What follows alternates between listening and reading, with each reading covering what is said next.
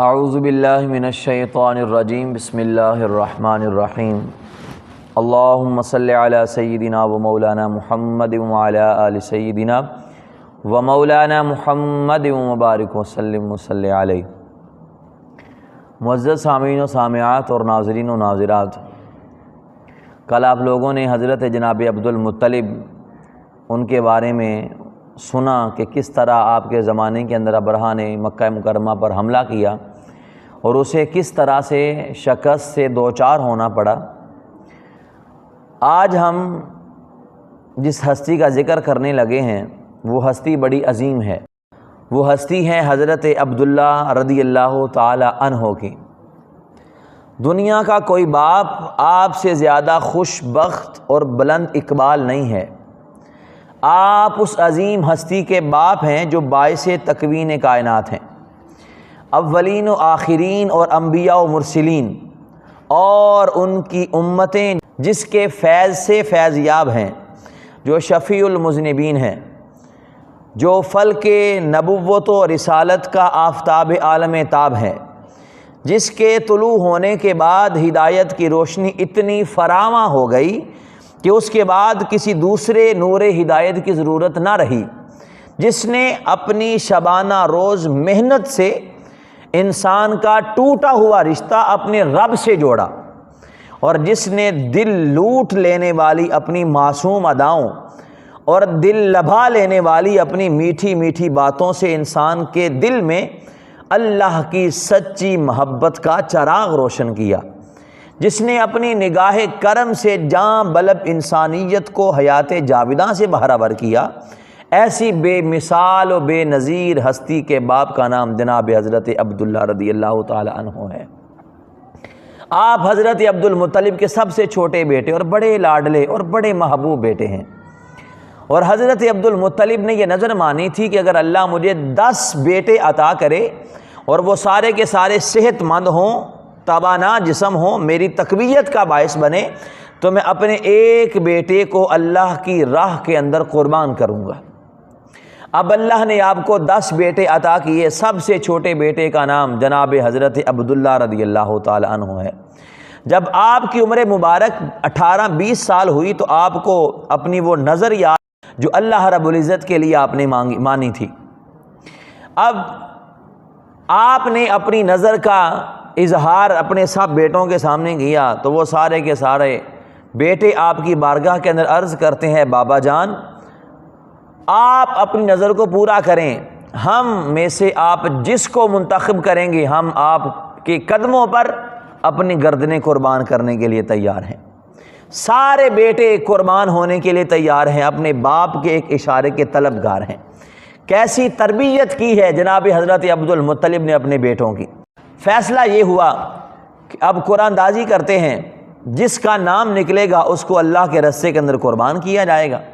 جب قرآن اندازی کی گئی تو جس شخصیت کا نام نکلا وہ حضرت عبداللہ رضی اللہ تعالی عنہ تھے۔ جب حضرت جناب عبداللہ کا نام نکلا، بڑے حسین و جمیل تھے، اور حضور کے والد ہوں اور حسین و جمیل نہ ہوں، حضور کے والد بڑے حسین و جمیل۔ اب کسی ایک کے گلے پر چھری تو چلانی ہی چلانی تھی، لیکن حضرت عبد المطلب اس موقع پر بھی پہاڑ کی چٹان کی طرح ڈٹے کھڑے ہیں،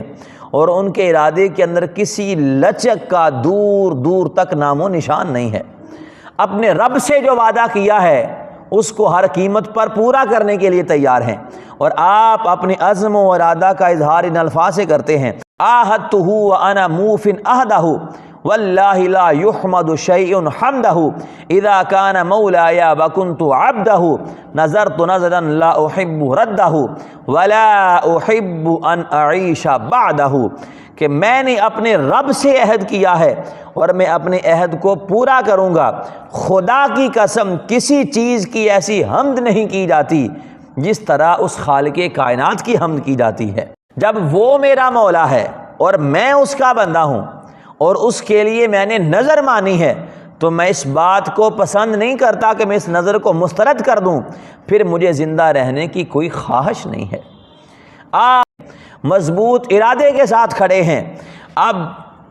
جب قرہ حضرت جناب عبداللہ کے نام نکلا، سب سے چھوٹے بیٹے محبوب بیٹے حضرت عبداللہ کو بوڑھے باپ کا قربان کرنا یہ بڑا مشکل کام ہے، لیکن یہ معاملہ دنیا کی محبت کا نہیں ہے، یہ معاملہ جناب حضرت عبد المطلب اور ان کے مولا کا ہے۔ ارادے کے اندر کوئی لچک نہیں ہے، آستینیں چڑھا لی جاتی ہیں، چھری تیز کر لی جاتی ہے، جناب حضرت عبداللہ کو زمین پر لٹا دیا جاتا ہے۔ اب یہ خبر بجلی کی صورت کے ساتھ مکہ کے ہر گھر تک جاتی ہے۔ مکہ کے سرداران، قریش کے سرداران دوڑ کر حضرت عبد المطلب کی بارگاہ میں آتے ہیں اور آ کر عرض کرتے ہیں، عبد المطلب، چاند سے زیادہ منموہنے چہرے والا، پھول سے زیادہ نازک بدن والا عبداللہ، آپ ان کو ہمارے سامنے ذبح کر رہے ہیں، ہم انہیں ذبح نہیں ہونے دے سکتے ہیں۔ تو حضرت جناب عبد المطلب آپ نے فرمایا، تم ہوتے کون ہو مجھے اس کام سے روکنے والے؟ یہ میرا اور میرے پروردگار کا معاملہ ہے، تم درمیان میں کیا لینے کے لیے آ گئے ہو؟ جب بوڑھے باپ کے اس ارادے کو دیکھا، لوگ منتیں کر رہے ہیں اور عرض کرتے ہیں کہ اے ہمارے سردار، اگر بیٹوں کو ذبح کرنے کی رسم کا آغاز آپ جیسی ہستی نے کر دیا تو پھر اس رسم کو بند کرنا کسی کے بس کا روگ نہیں ہوگا۔ خدا را اپنی قوم کے نوجوانوں پر رحم کریں۔ آخر کار طویل کشمکش کے بعد یہ فیصلہ ہوا کہ حجاز کے اندر ایک کاہنہ ہے، عرافہ ہے، اس کے پاس جاتے ہیں، جو وہ فیصلہ کرے گی اسے تسلیم کیا جائے گا۔ اب یہ سب لوگ مل کر وہاں پر پہنچے۔ جب اس عرافہ یا کاہنہ کے پاس گئے، اس کاہنہ نے کہا کہ ایسے کریں کہ آپ ایک طرف 10 اونٹوں کا کرہ رکھیں اور ایک طرف حضرت عبداللہ کے نام کا کرہ رکھیں، اور پھر اگر کرہ نکلے حضرت عبداللہ کے نام کا تو 10 اونٹ بڑھا دیں، اور اگر کرہ نکلے اونٹوں کے نام کا تو پھر 10 اونٹوں کو آپ نے ذبح کر دینا ہے۔ تو اگر کرہ بار بار حضرت عبداللہ کے نام پر نکلتا رہے تو آپ نے 10 اونٹ بڑھاتے جانا ہے جب تک حضرت عبداللہ کے نام کا کرہ نہ نکل آئے۔ اب یہ فیصلہ ہوا، چلتا چلتا سارا کارواں مکہ مکرمہ کے اندر پہنچا۔ اب آ کر حضرت عبداللہ کے نام کا کرہ اور 10 اونٹوں کا کرہ ڈالا جاتا ہے۔ جب کرہ اندازی کی گئی، کرہ کے اندر نام حضرت عبداللہ کا نکلتا ہے، 10 اونٹ بڑھائے جاتے ہیں، 20 ہوتے ہیں، کرہ پھر حضرت عبداللہ کے نام کا نکلتا ہے، پھر اونٹ 30 کیے جاتے ہیں، کرہ پھر حضرت جناب عبداللہ کے نام کا نکلتا ہے، 70 اونٹ، 80 اونٹ، 90 اونٹ، پھر کرہ ڈالا، کرہ پھر حضرت عبداللہ کے نام کا نکلا، پھر 100 اونٹ کیا جاتا ہے۔ جب 100 اونٹ کا کرہ ڈالا تو پھر اس وقت کرہ حضرت عبداللہ کی بجائے اونٹوں کے نام پر نکلتا ہے۔ اب سارے لوگ اس پر خوشی کا اظہار کرتے ہیں کہ جناب حضرت عبداللہ قربان ہونے سے بچ گئے ہیں، لیکن آپ کے والد حضرت جناب عبد المطلب کہتے ہیں کہ 3 بار کرہ اندازی کی جائے، اگر تینوں بار نام میرے بیٹے کی بجائے اونٹوں کا نکلے گا پھر اونٹوں کو اللہ کی راہ میں قربان کیا جائے گا۔ اب عالم انسانیت کی خوش قسمتی تھی کہ تینوں بار کرہ اونٹوں کے نام پر نکلتا ہے۔ اب 100 اونٹ ذبح کیے جا رہے ہیں، اذن عام دیا گیا ہے کہ مکہ کے اندر اعلان کیا جا رہا ہے کہ آج عبد المطلب نے اونٹوں کو قربان کیا ہے، جس کا جتنا جی چاہتا ہے وہ آئے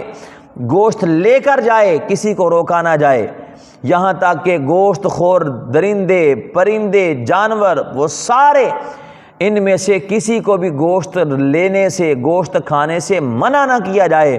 آج حضرت عبد المطلب اپنی نظر کو پورا کرنے کے اندر کامیاب ہو چکے ہیں۔ تو اس طرح سے پھر حضرت جناب عبداللہ رضی اللہ تعالی عنہ آپ قربان ہونے سے بچے۔ پھر اس کے بعد آگے آپ کی شادی کا مرحلہ آیا تو کس طرح آپ کے والد محترم نے کس شخصیت کو پھر آپ کے نکاح کے اندر دینے کے لیے قبول، اس کے بارے میں ہم کل گفتگو کریں گے۔ دعا ہے اللہ رب العزت ہمیں